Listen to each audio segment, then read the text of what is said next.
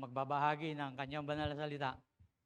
Exodus 20 verse 1-7. Pastor, may part 3 ka ba? Wala? Meron. So tatawagin ko na. Tagatawag lang ho ako Kasi this is the reference. Di ba? Yung textbook or yung pong reference book natin and chapter and verses last Sunday. Okay, without looking your notes, sa mga naririto, ano ang title ng sermon last Sunday? Without looking, walang titingin sa notes nyo, Kung totoo kayong naririto. Sa mga naririto lang, at doon sa mga sumubaybay, you can chat, you can text, at sabihin mo kung ano ang title. Pwede ako. Pwede ako. Sige, sino ang pwede? The usefulness of His name. Sa Tagalog ay, dito yung sumagot, the usefulness of His name. Sa Tagalog, dito naman. Ano sa Tagalog yon? Kahalagahan. Kahalagahan. Tama po ba yon, aming minamahal na pastor? Yung kahalagahan di umano?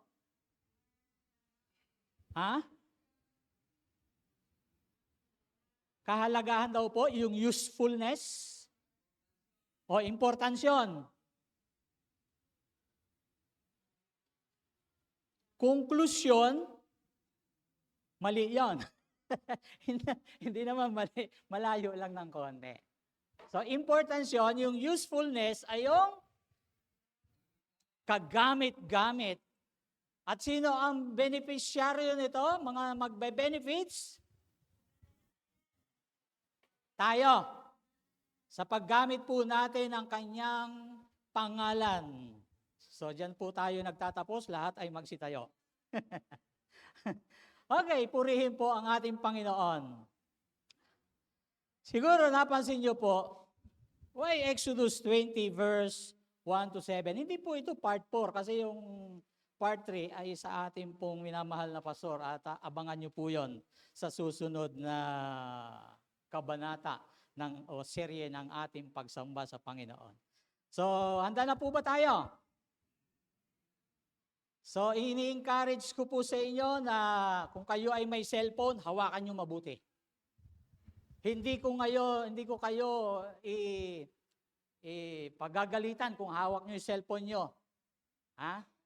Sa araw lang na ito, hawakan nyo yung cellphone nyo, yakapin nyo kung gusto nyo. Bahala kayo. But first, pwede bang pakitaas dito lahat ng may cellphone? Lahat ng may cellphone. Huwag kayong mahiya. Ako, may dala ako. May dala rin ako. Huwag kayo nga natin. At baka mamaya makonvict kayo. Makonvict kayo mamaya. Umalis muna ako sa mensahe ng evangelism. Dito muna ako at ako'y dinala ng Panginoon dito. Habang yung ating reference from Exodus 20 verse 1-7 at nilagyan po ito ng pamagat na the usefulness of His name. So balikan lang po natin for a while yung mga teksto na ito. Pero ang highlights ko po, hindi kasama yung verse 7 from verse 1 up to verse 6. Yun lamang po, no? Sabi po dito sa aking dalang Bible, I am the Lord, your God. I am the one who freed you from the land of Egypt where you were slaves. Yung iba po, bondage, di ba? You must not worship any other gods except me. You must not make any idols. Don't make any idols or statues that look like anything up in the sky, on the earth, or in the water below the earth. Don't worship or serve idols of any kind. Kahit anong itsura, kahit anong bagay, no? Of any kind. Because I am the Lord your God, and I do not allow my people to worship other gods. I will punish the sins of those who reject me in this way, and I will punish their children, their grandchildren, and even their great grandchildren. Ilang salinlahi po ito? 4. In verse 6, but I will be very kind to people who love me and obey my commands. I will be kind to their families for thousands of generations. Ang bait po ng ating Panginoon. He will be very kind. Sabi ng salita ng Diyos. Pero ibig ko rin pong basahin sa medyo maganda, malalim-lalim na Tagalog. At ito po ay kaiba doon sa Magandang Balita Biblia. Sabi po rito, at sinalita ng Diyos ang lahat ng salitang ito, sinasabi, ako ang Panginoong mong Diyos na naglabas sa iyo sa lupain ng Ehipto sa bahay ng pagkaalipin. Huwag kang magkakaroon ng ibang mga Diyos sa harap ko.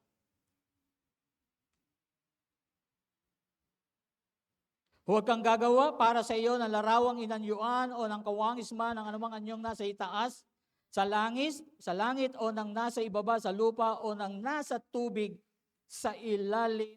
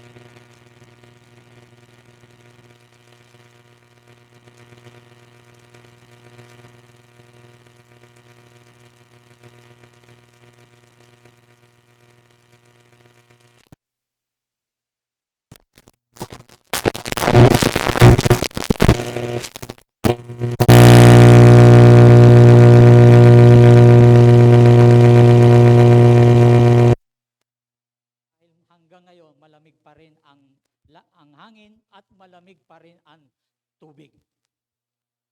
Ayun. At dahilan yun para yung unang buhos ng tubig ay ilagan mo para hindi masyadong malamig yung susunod na buhos. Di ba? Ayun. So, salamat po sa Panginoon sa malaking bagay na ito. Sa akin, malaking bagay na po yun. Kasi buwan nga po ng Marso, dapat kainitan na ngayon. Okay, Exodus 20 verse 17, makikita po natin. There was a saying, may mga Jewish saying po na nagsasabi na our ancestors are idolaters. yung kanila di umanong mga ninuno ay mga sumasamba sa mga Diyos-Diyosan. And tayo rin po mga kapatid, though we are not Jewish people, we are not Israelites, but we are also idolaters. Minsan nga po tayo ay sumasamba doon sa tinatawag, I don't know if I am not wrong, yung animistic or animism. Yung sumasamba tayo sa mga espiritu, sa mga anito. Kaya tayo ay may mga ugali na kapag tayo minsan ay yung tinatawag na nababati, nababalis o nanununo sa punso, nag-aalay tayo ng mga buhay na manok, pritong manok, dobong manok, doon sa mga lugar na kung saan ay hindi mo sinasadya na nasira o napadaan ka. Tapos pupunta ka doon sa mga doktor kwak-kwak at patitingnan ka at tapos titingnan yung mga daliri mo kung pantay. Di ba? Tapos sasabihin, mag-alay ka sa ganito, kakandilaan ka, tatawasin ka. Yun dati tayo. Pero naniniwala ako na yun yung ating mga pinagmulan, yun yung ating mga ancestors like the people of Israel. Kaya ang sabi po ng sayings na ito, our ancestors are idolaters. Kung titingnan po natin, dito sa ating mga binasa, hindi po yung pamagat natin ay usefulness, kasi belong to our pastor po yon. So makikita po natin dito lang sa verse 1 up to 6 is all about idolatry. Idolatry. Sabi mo sa katabi mo, Diyos-Diyosan.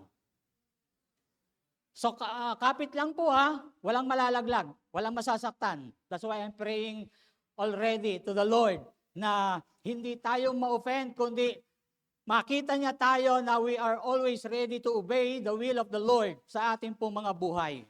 Makita niya kung gaano tayo ka-humble, makita niya sa atin that God, our God, is the only God in our life.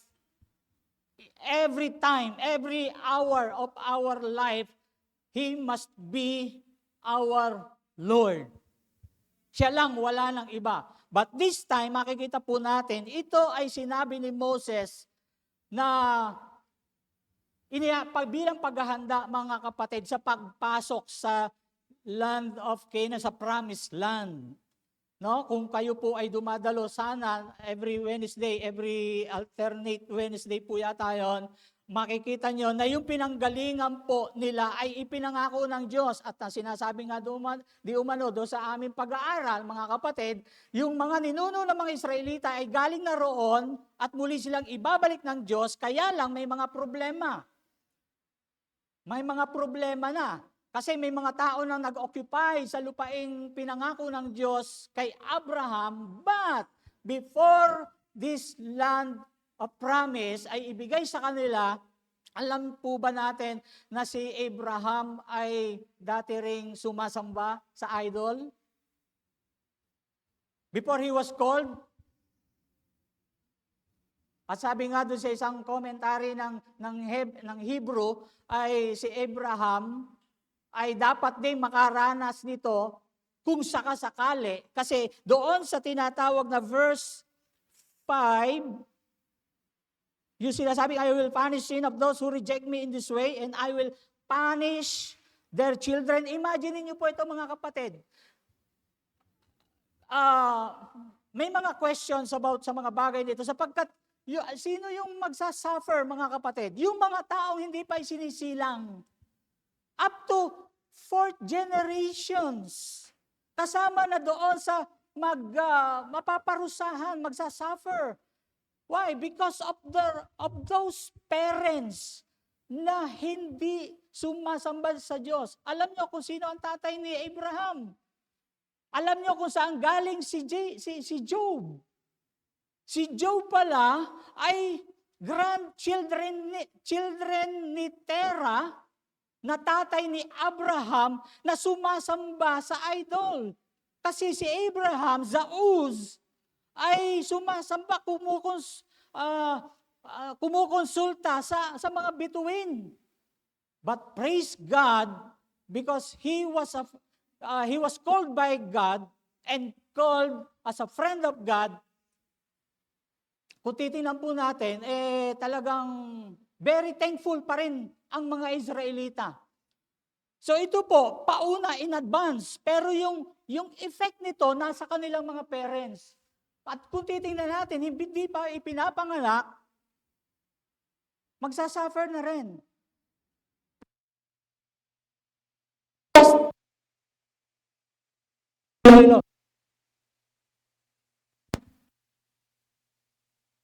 Pusok siya.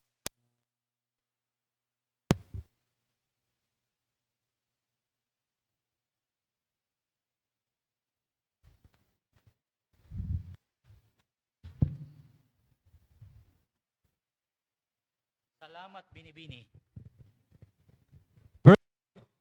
Hello, hello.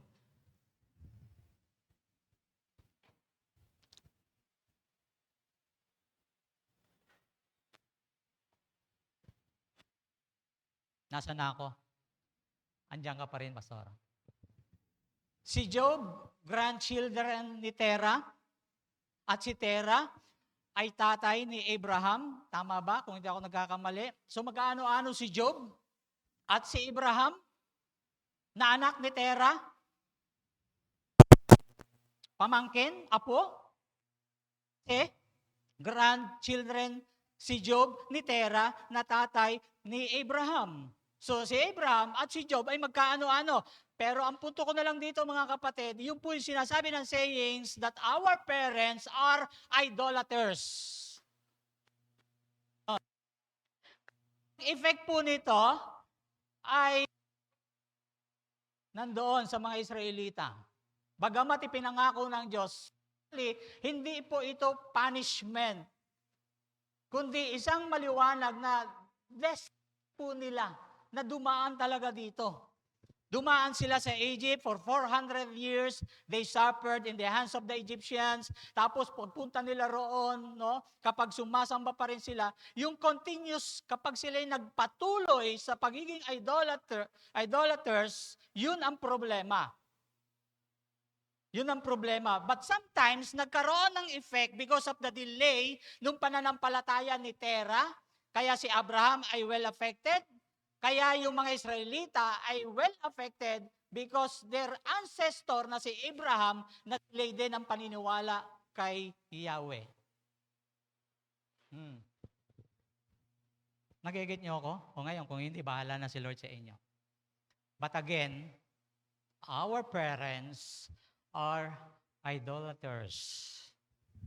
At makikita po natin dito, yung from this passage, mga kapatid, one can see the seriousness of the sin and severity of the punishment. Kasi nga, from 1 to 4 generations.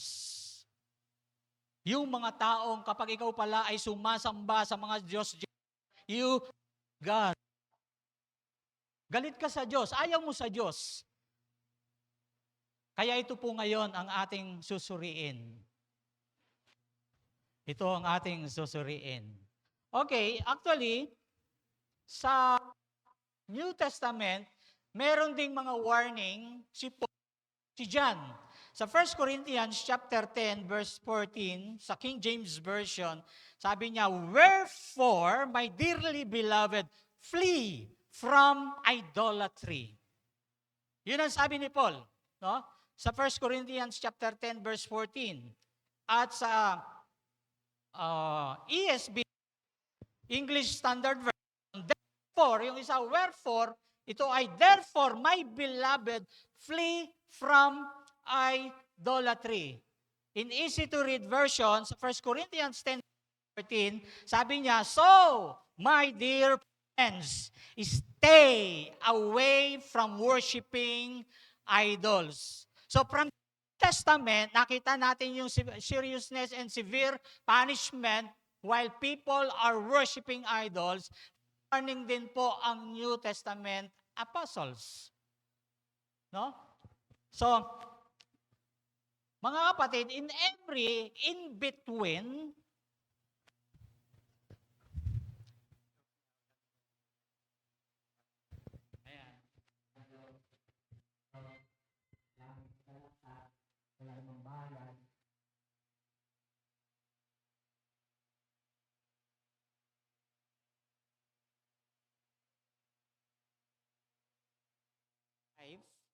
in line. Halimbawa po, di ba? For a copy, sitting in a waiting room, walking from there to there, point to A to point B, stop at a red light, yung mga nag-aabang sa mga red light. Likas na po sa ating mga Pilipino, in particular, sa ating mga Pilipino, nabunutin ang ating telepono at mag-scroll, mag-text, see the notification, but this is not just a nervous habit, but a muscle memory, habits of devotion. Diba? Pag ikaw ay nagkakape, ano ang hawak mo? Noong araw, walang cellphone, ang hawak nila, pocketbooks. Nakakaubos sila ng mga pocketbooks. Ang laman ng bag nila, pocketbook. Sino po nag-pocketbook? Diba? Ngayon, dahil nasa panahon na tayo ng mga smartphones, ito na ang kasama natin. At likas na po sa atin yan na mag-umpisa ang mga smartphones sa buhay po natin. Sino dito nag-aabang, naghihintay sa kanyang friends na cellphone ang hawak? Normally. So ang panahon ng pag-scroll ay isang spiritual na labanan, if you don't mind, na may mataas na peligro. So yung pag-scroll pala ng cellphone ay may kasamang peligro. Actually, sa iba nga may pinakikita. Bata pa lang hanggang sa nanag-inip. Di ba? Nananag-inip na yung bata, nag-scroll pa rin. Tapos yung iba nagwawala na. Sino yung mga anak dito pag hindi pinahawak ng cellphone, nagwawala? Ha? Nagwawala. Yung boyfriend na inagawan ng cellphone, nagwawala. Girlfriend na hindi binila ng cellphone, nagwawala. May mga kahulugan po yan. See? May peligro. Sabihin nga natin, peligro. So choosing God over our phones could very well be the fight of our lives.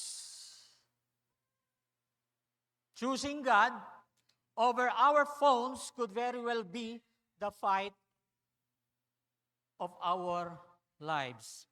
Ang pamagat po ng mensaheng ito is phone idolatry. Taas po uli natin ang may dalang phone. Yan. Huwag tayong mahiya. Phone.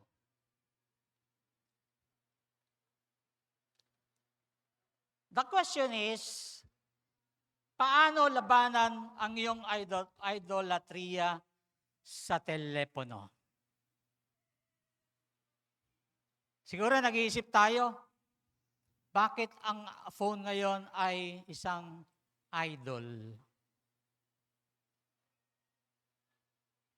Isang idol. Well, maya-maya.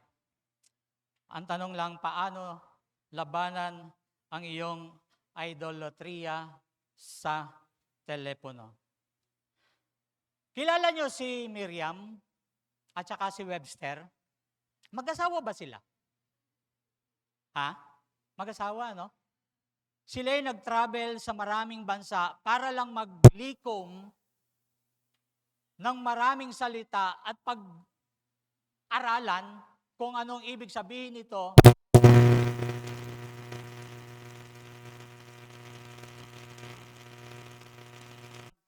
Aywa. Nag-reply, ala, Pastor, ang sama niyan sa amin, yung aywa. Sabi ko, ano naman ang aywa sa inyo? Binaligtad lang yan ng yawa. Direct ako ko na, yung yawa, mura daw sa kanila yon. Sino ang Bisaya dito mga kapatid? Bisaya gid. Tama? Tama ba yung aywa is yawa? Sabi ko, mali. Sa inyo, mura yan. At hindi ko binaligtad yan. Sa Middle East, ang aywa is yes, maraming kahulugan. Yes, oo. Aywa, pag binanggit ka ng antakwais, sasabihin mo, aywa. Ang bait mo, yes, aywa. Sa kanila, yawa. Hindi ko naman binaligtad. Kung sa kanila, yawa, wala ako paki. So, kay Webster, Merriam and Webster Dictionary, they defines idolatry in two ways.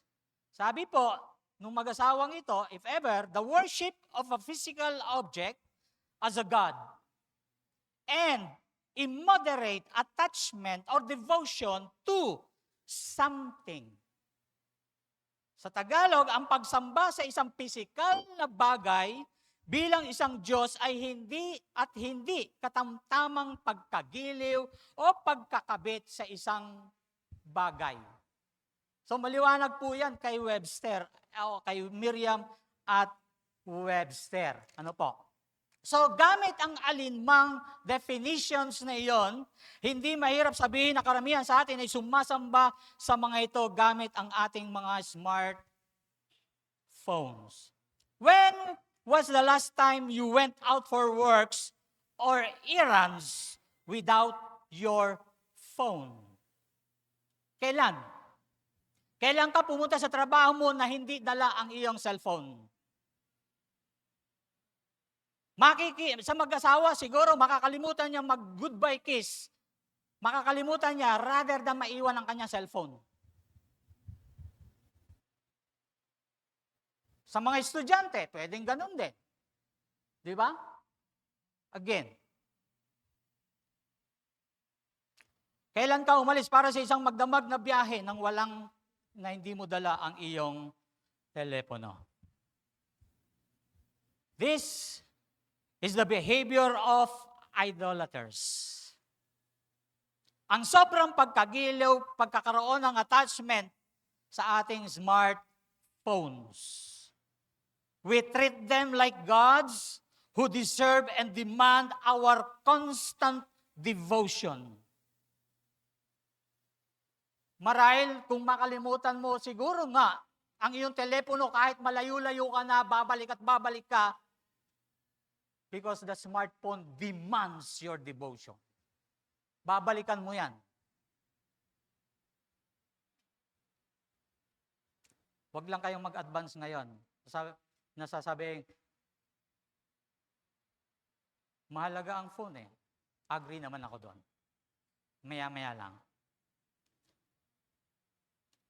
So it's idolatry because digital gods are the focal points of our attention, higit pa sa hari ng universe.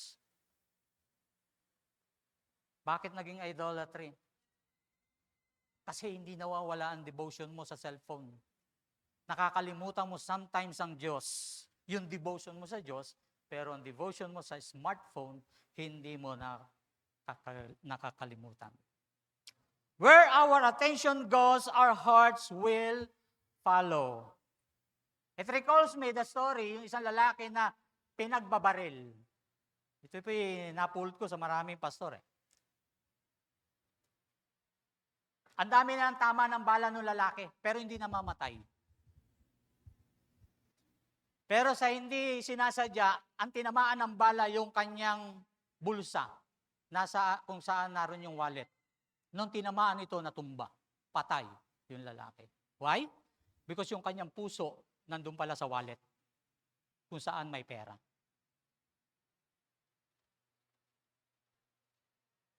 So sometimes ganun po ang katotohanan. Where our attention goes, our hearts will follow. So the same goes for our relationship with God. Kung hindi tayo kailanman maglalaan ng oras sa Diyos, ang relasyon natin ay magiging mahina at marupok. Mahal natin ang ating binibigyang pansin. Di ba? Parang sa tao. Pag mahal mo ang partner mo, binibigyan mo yan ng pansin. Pero may mga katotohanan, minsan sa aming buhay, mag-asawa, magkaharap kami sa pagkain, Pare-pareho kami nagse-cellphone, nag-uusap kami, hindi kami nagkakaintindihan. Sumasagot kami sa tanong, minsan hindi namin naunawaan at uulit-ulitin namin. Kaya minsan may sabi ako, ang dami kong sinabi, ang tagal ko nagsasabi, tatanong mo ulit kung bakit at ano. Ganon din ako minsan. Pag tinanong niya ako, hindi ko pala naiintindihan, hindi ako naririnig. Kaya hindi kami nagkakarinigan. Yung partner ko, meron palang nakasaksak sa tenga. Eh ako, pag may saksak sa tenga, nangangati na ako, kailangan ko ng kotonton. Bulak. Kasi nangingiliti yung sound noong kaya hindi ako nag-headset. Pero yun, totoo po yun, no? At ganun din sa ating Panginoong Diyos. Yun. Mahal natin ang ating binibigyan ng pansin. Mahal natin ang Diyos kapag siya ang lagi natin pinapansin. Mahal natin ang Diyos kapag ang salita ng Diyos pinapansin ho natin. Kamusta? Pinansin ba natin ang Diyos kanina? So the smartphone is the greatest attention grabber in the history. God is a jealous for our attention. Kaya nga doon sa ating teksto kanina, hindi ko pinapahintulutan ng aking bayan, my people, to worship other idols, to worship other gods. I will not allow my people to worship other gods. Because God is a jealous for our attention. He wants it and deserves it. Now, our goal is to know that there's hope for the idolaters. Whether believe it or not, accept it or not, we are idolaters. By using our phone. Pero may pag-asa pa. May pag-asa pa sa atin. Amen. I'm not angry sa mga taong gumagamit ng cellphone because I am the one using my cellphone. Kahit na minsan, nauna pa ako doon sa message. Nandun na ako sa lugar, yung message late. Narito ang 3 bagay o paraan kung paano tayo magtatagumpay sa labanang ito. Gusto ba natin magtagumpay laban sa ganitong labanan? Okay, number 1, magkaroon ka ng rakon. Rakon means repent and confess. The first step in breaking free from idolatry is recognizing it as idolatry or it is idolatry. Para tayo ay magtagumpay, kailangan nating ma-recognize na itong attention grabber na ito ay isang pagsamba sa Diyos-Diyosan. Kaya nga sabi doon sa teksto, in any kind. So mas mahirap ito kaysa sa inaakala mo dahil kakaunti sa atin ang nag-iisip na tayo ay mga mananamba sa Diyos-Diyosan. Tandaan po natin, ang dyablo ay higit na matalino minsan o madalas kaysa sa atin. Pag tumira, umatake ang dyablo, mga kapatid, he will destroy us. He will destroy you by using his ability. At dito tayo minsan naisahan. So hindi tayo magtatagumpay, magiging matagumpay sa labanang ito kung hindi po natin i-recognize at marirealize na ito ay isang idolatry. Talaga naman pong mahirap. Mahirap. No? Tayo po pala isang mananamba sa Diyos-Diyosan. It can be hard to see your own addictions. Ang isang tapat na pagsusuri sa iyong alokasyon ng oras, ng atensyon ay maaaring maging isang kapaki-pakinabang na pagsusuri. Magkakaroon ba tayo ng personal na pagsusuri sa ating mga buhay, mga kapatid? How much time did you spend sa Bible reading, prayer, and worship to God? The God of Moses, the God of the Bible, the God we serve. How much time you gave? Kaya magandang magsusuri po tayo. Kasi baka tayo ay awit ng pagsamba sa Panginoon, nagsiserve tayo sa Panginoon, pero idolaters pala tayo. Na ginagamit ng dyablo na hindi natin namamalayan na yung ating panahon na ibinibigay sa Diyos ay konting-konti lang. At konting-konti na, kapag napagod pa, ay sinasantabi natin ang devotion natin sa Panginoon. Susuriin mo ang iyong sariling buhay pag gumamit ka ng cellphone at ikumpara mo sa pagbabasa mo sa Diyos, ng Biblia, ng salita ng Panginoon, sa iyong panalangin, sa iyong pagsamba sa Panginoon. At ito'y magiging kapakinabangan po sa atin. Maging tapat at pagkatapos ay magsisi. That's why, repent and confess. Ilan ho rito, nagba-Bible study, nagse-cellphone, nag-scroll. Amin. Kaya half ng iyong na tinuturo ng cell group leader mo, hindi mo naintindihan. At masakit sabihin, even the leader, ang nangunguna pa sa pag-scroll. Hindi ba idolatry yan? Dahil idinimand ang phone mo, na hawak mo, na mag-scroll, rather than to give your attention sa Diyos.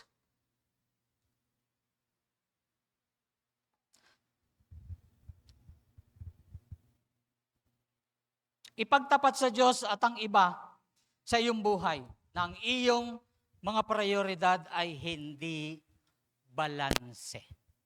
So ulitin ko po, hindi masama para sa akin ang cellphone.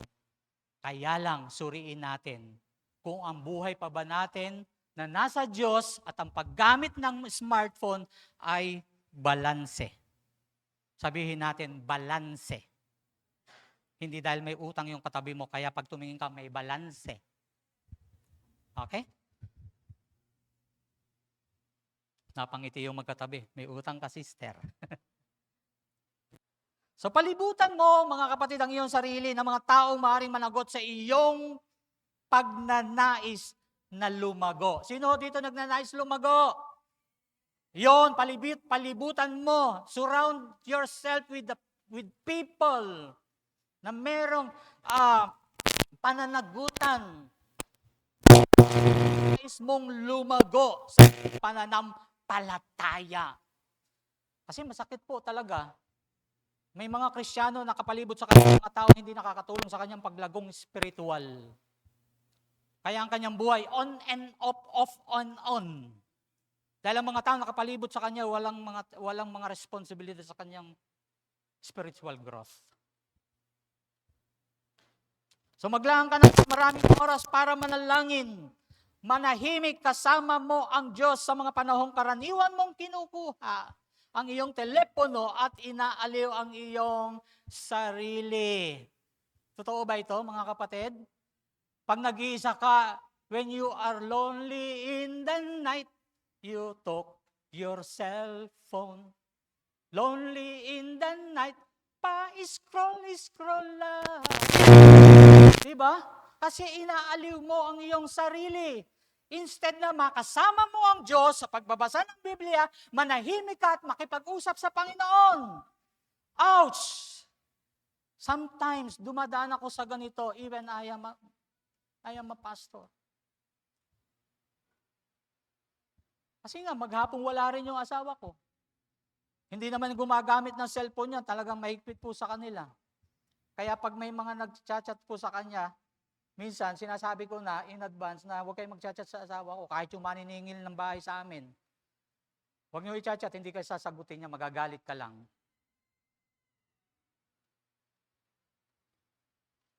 Minsan, naaliw din talaga ako sa cellphone. And I realize sometimes, hindi nagiging balanse pala. Diba? Nawawala yung balanse. So pray that your heart would be renewed with zealous passion for the Lord. At masisiyahan ka sa kanyang presensya kaysa sa anumang panandaliang kasiyahan na may dudulot ng smartphone. May zealous ka sa ibang bagay, pero pagdating sa Lord, out of balance. Walang balanse pang iyong buhay. Number 2, magkaroon ka nito, beg. What is beg? Be ever on guard.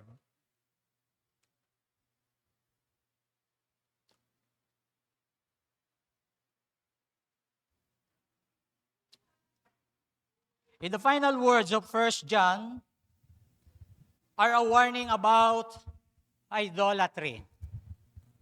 Sabi ni John, little children, keep yourselves from idols or keep yourselves away from false gods. 1 John chapter 5, verse 21. So warning po ito. Siguro, sa panahon ni John the Beloved, John the Apostle, nakita niya yung mga sinulatan niya, na itong mga kanya sinulatan na mananampalataya ay medyo nalululong siguro. Siguro sa idolatry. Kaya yung final warning niya in last chapter ng 1 John, sabi niya, keep yourselves away from false gods. At ako'y naniniwala na yung pagkakasabi ko kanina, yung smartphones in the history, siya yung pinakang nag-grab ng ating attention. In 1 Thessalonians chapter 1 verse 9, they tell about how you stop worshiping idols and change to serve the living true God. Pero tandaan po natin, ang pang-akit ng pagsamba sa Diyos-Diyosan ay hindi mawawala ng lubusan.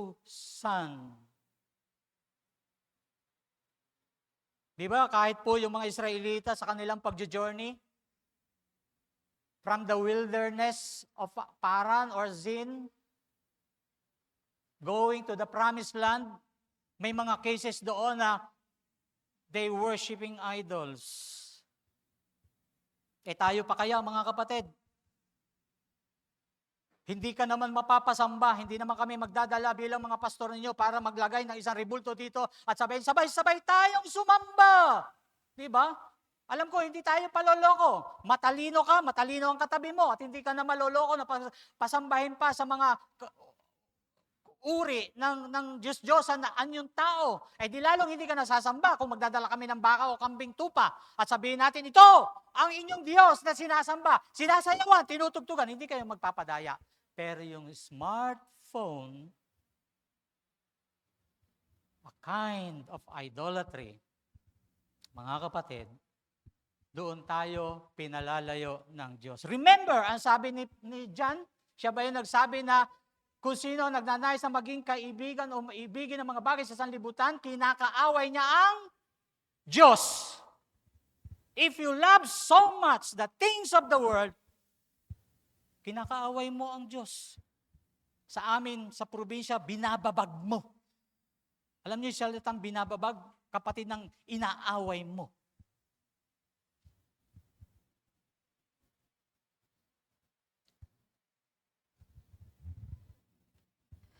So because smartphones are so normal and everywhere in our culture, it will be impossible for most of us to live without these devices na sumasakop po ng ilang espasyo ng ating pang-araw-araw na buhay. Which is true. At may mga na-encounter po ko even sa CR, nagsha-shower, nagsi-CR, tumutunog ang cellphone po nila. Now, could you imagine this scenario, this picture, na nagsha-shower, naka-cellphone sa loob? Tapos sasabihin mo na hindi ka sumasamba sa Diyos-Diyosan? Hindi mo itinuturing na ang cellphone mo ay nagagrab ng iyong attention? Sinong gumagawa nun sa atin, sa mga naririto? Meron ba? Meron. At least honest ka. Yung iba, kung nahiya ka, be ever on guard. You need to beg forgiveness to God.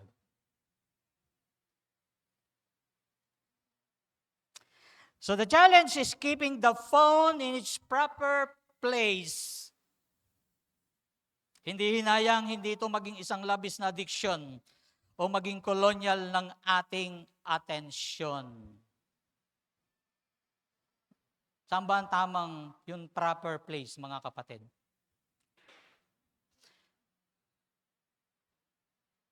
Imagine mo, nagagalit tayo sa mga adik. Yung pala, ikaw rin ay adik. Ako pala ay adik. Kung merong other words na adik, ito galing doon sa isa nating kapatiran, dahil yung nanay niya ay madaldal daw, talagang araw-araw madaldal dahil nasa pwesto. Walang ginawa yung kanyang bibig, kundi bla. Talagang maghapon, dahil ang 8 oras, may overtime pa, talagang yung bibig ay napakadaldal.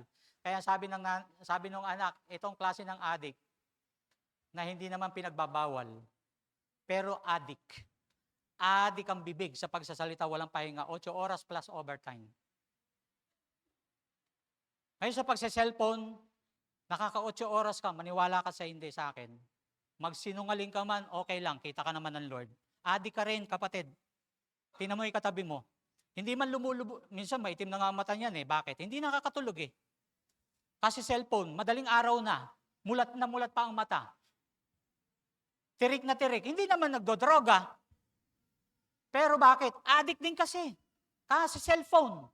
Di ba? O, sasabihin mo sa akin, hindi ka adik. Tulog na yung katabi mo sa bahay.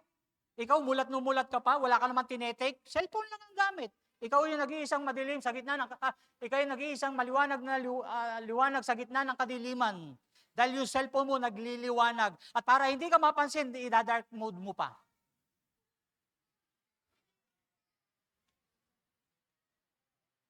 Okay lang, kung pagpunta ng iglesia, malabo na ang mata mo, hindi ka na makabasa sa screen. Dahil sa pagbabasa mo ng Biblia na gamit ay flashlight. Kaso, lumabo ang mata mo sa pinakaiibig mong idol, ang smartphone. So, use your phone in select hours and designated purposes only. So again, sabi ko, kaya hindi ho masama. Pero, bago ako magpatuloy, what if? What if lang?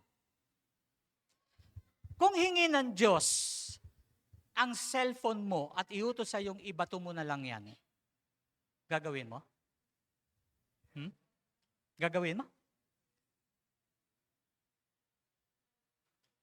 Maitim na yung mata mo. Kasi alauna na gising ka pa, mulat na mulat ka pa. Tapos bumuka ang kesame ng bahay mo at sinabi, anak, matulog ka na. Pwede bang ibato mo na lang yung cellphone mo?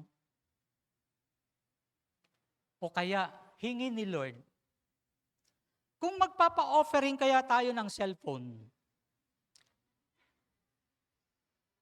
gagawin nyo? Ako, hindi. Maliban na hingi ng Diyos, ibibigay ko. Pero kung hindi, abay gamitin mo ng tama, kapatid. Gamitin mo ng tama. Alam kong mahalaga ang phone mo. At sabihin mong ilabas mo na sarili mo sa pagiging idolatry. Pero ilagay mo ng tama ang cellphone mo at ang sarili mo. Lock up devices if needed. Put screen time limits in place. Alam nyo, kaya ko lang ito dala dahil ginamit ko yung pagbasa in other translation. Pero ako nakikipagkita sa cellphone ko. Although nadala ko ang cellphone ko, nakalagay sa bag ko, nakikita ho kami nito after ng lahat ng gawain pag Sunday. Minimit ko siya. Kinakatagpo ko ang cellphone ko kapag tapos na ang lahat ng gawain. Kahit dala-dala ko yan. Maganda minsan yung mga lugar walang signal, hindi mo magagamit, na isasantabi mo. Kaya ikay pasipol-sipol na lang at kakanta ng praise the Lord, hallelujah, sana magka-signal na sa lugar na ito. Alam nyo, sa Medical City sa Antipolo, ang cellphone ko walang signal. Pero the best place na hindi ko totally nagagamit ang cellphone ko, alam nyo kung saan? Ewan ko sa cellphone nyo kung napakataas ng signal. Kapag ako ho ay nasa prayer mountain, under the ground, wala ho talagang signal. Dito pa naman, tapos walang signal. Di ba? Yung SIM card na dito, walang signal doon sa ilalim ng prayer mountain. Kaya walang istorbo.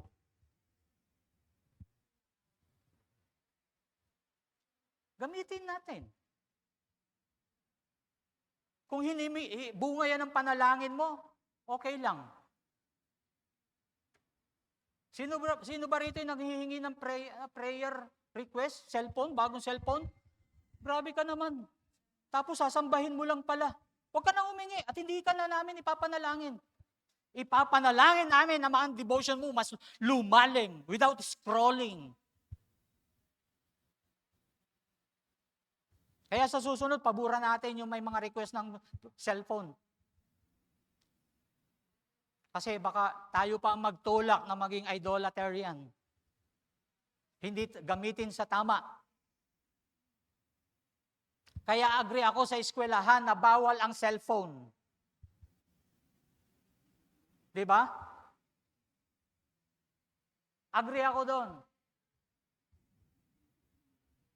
Sa ibang eskwelahan nga, yung LGBTQ, pinalaya, okay lang. Pero yung cellphone, agree ako doon na huwag gamitin. Biruin nyo, smartphone na sa bahay, smartphone pa rin sa school, smartphone sa school, smartphone pa rin sa bahay, at pag naglinggo, smartphone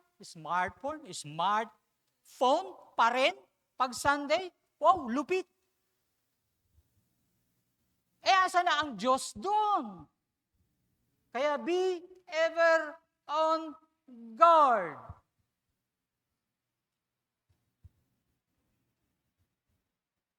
Sino nag-charge dito ng cellphone? Yung Diyos mo, nakatabi mo lang. Buti pa yung cellphone mo, katabi mo while charging. Pero yung Diyos mo, na nasa puso mo, hindi mo man lang na good morning. Di ba? Mas nauna pang magbigay ng notification yung kaibigan mo at pagbukas mo, nag-good morning sa'yo, nag-good morning ka rin. Inuna mo ba si Lord? Na mag-say, good morning, Lord. Thank you for bringing our soul this morning. Kung kinuha ni Lord yung kaluluwa mo, taypa ka. Wala ka ng haibu.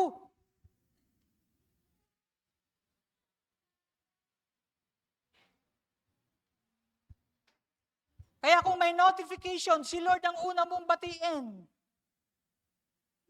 So do what you have to do to keep yourselves from idols. Last, dapat meron ka din. Destroy if necessary. O sabihin mo sa katabi mo, kapatid, kung kinakailangan, sirain natin cellphone mo. Lugi naman yung nagsasabi sirain, walang cellphone. Nagpipray pa lang. Di ba? Dapat pareho. Dapat pareho. At kung magsisiraan kayo ng cellphone, dapat pareho ng ano yun? Pareho ng unit. Baka yung isa, keypad, ikaw touchscreen. Ilalaban mo ano? Okay, dapat meron ka rin din. Destroy if necessary. Pangatlong hakbang para tayo magtagumpay sa ganitong labanan. Okay? Sometimes, brothers and sisters, we need a clean physical break from idols. In Scripture, tandaan niyo po natin, ang puot ng Diyos laban sa idolatria ay nasa anyo ng aktwal na pagsira sa mga idols. Ano yung aktwal? Tingnan po natin. Isipin po natin si Moses.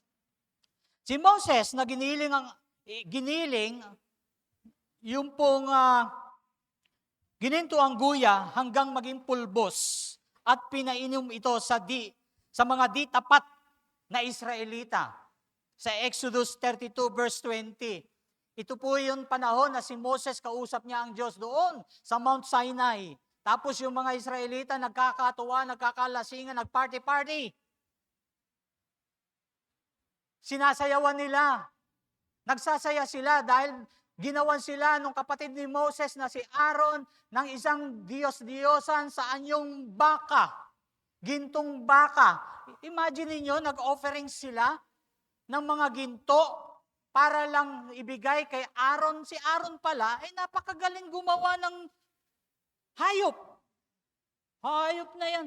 Tapos ginawang sasambay ng Israelita. Grabe. Diba? Bakit? Bakit? Yun ang hiningi ng Israelita, yung gininto ang guya. Saan kaya nila nakuha yung ideya ng guyang gininto ang guya? Palagay nyo lang.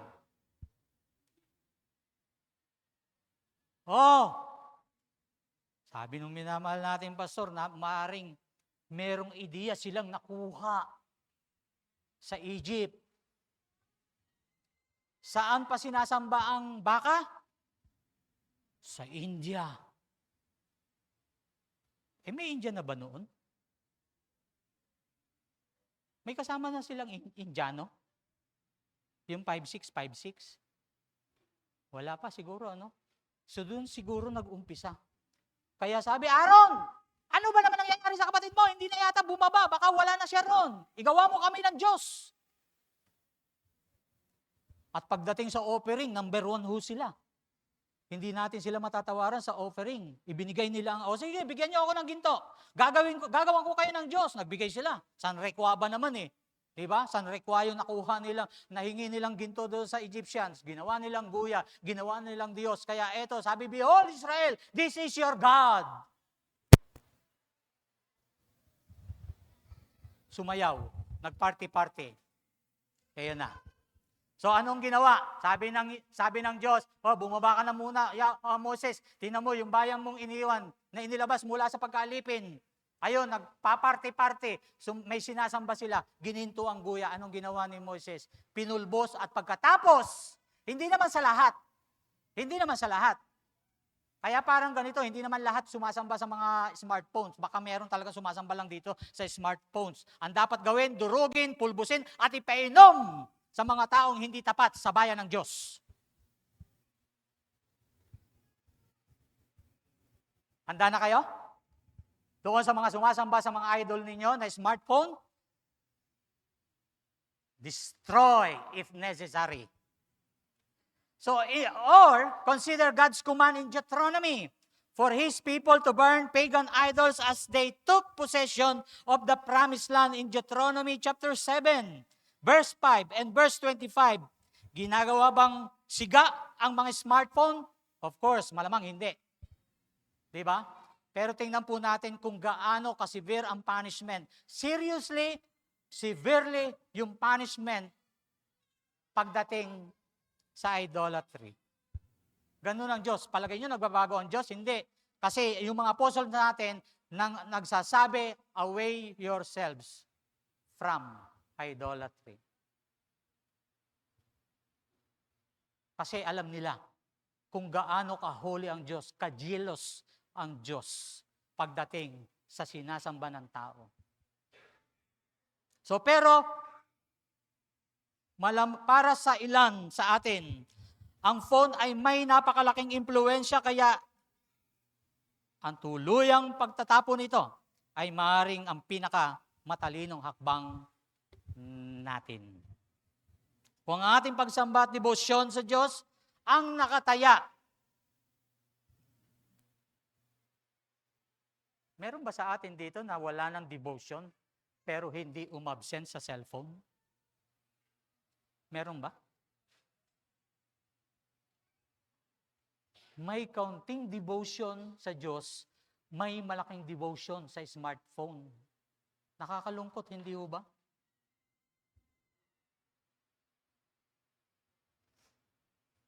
Ulitin ko, kung ang ating pagsamba at devotion sa Diyos ay nakataya, ang tila isang matinding hakbang sa paningin ng mundo ay dapat magmukhang lubos na makatwiran sa atin. Remember, God's wisdom is so much better than AI responses. Ang pag-ibig ng Diyos ay mas malalim at malawak kaysa sa mga katulad nito sa social media. Kung naaaliw ka sa social media by scrolling your smartphones, mas nakakalugod sa harapan ng Panginoon. Mas kasiya-siya sa presensya ng Diyos. Remember, ang kanyang presensya ay mas sweeter kaysa anumang interaction sa screen. Kung napatatawa ka ng pag-scroll mo ng screen ng iyong smartphones, kung may mga sweets kang na-encounter sa pag-scroll mo sa smartphone, ang presence ng Diyos mas sweeter. In our conclusion,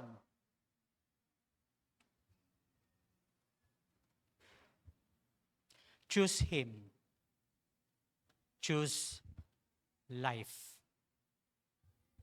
Sabi mo nga sa katabi mo, sa conclusion natin, choose Him. Choose life. Tayo po'y manalangin.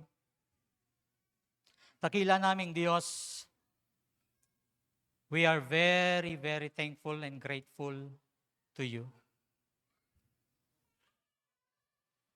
Sa mga katotohanan pong ito, Panginoon. Nawa, hindi lamang po namin ito kinapulutan ng impormasyon,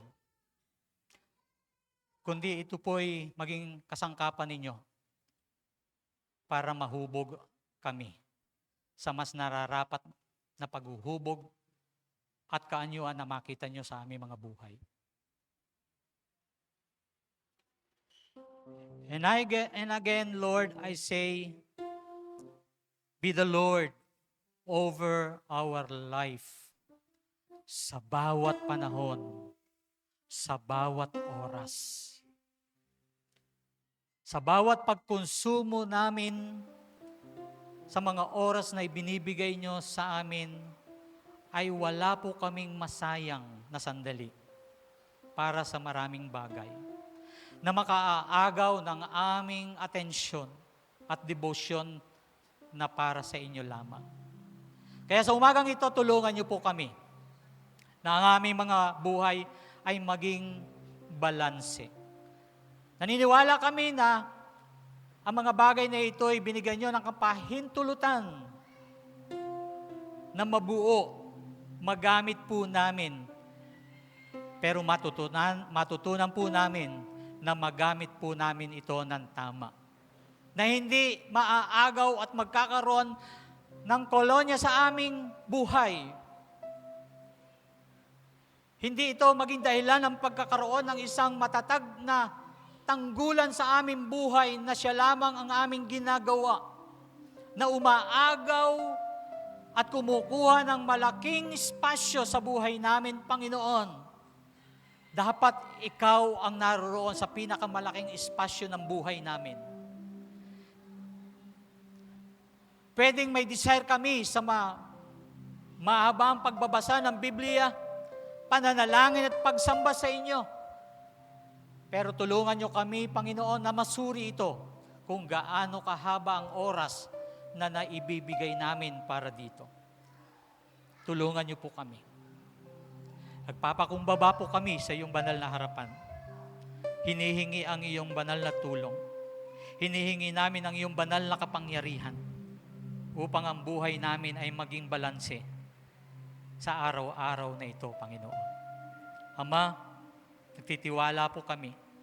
Natutulungan niyo po kami, Panginoon.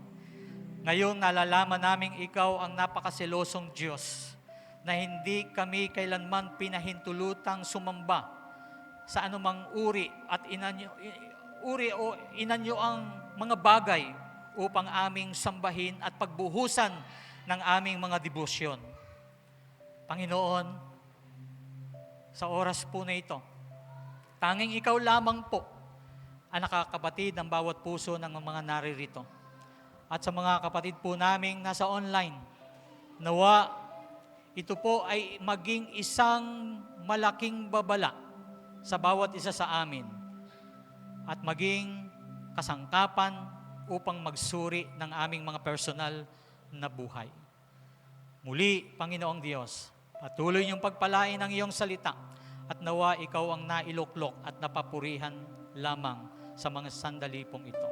Biyayaan niyo po kami, Panginoon, ng iyong napakasaganang habag at karunungan upang sa susunod na araw ng aming buhay, Panginoon, ang ganap na oras at panahon na para sa inyo ay aming maibigay. Sa pangalan ng iyong piniling hari at tagapagligtas po namin, sa pangalan ni Jesus. Amen. Amen.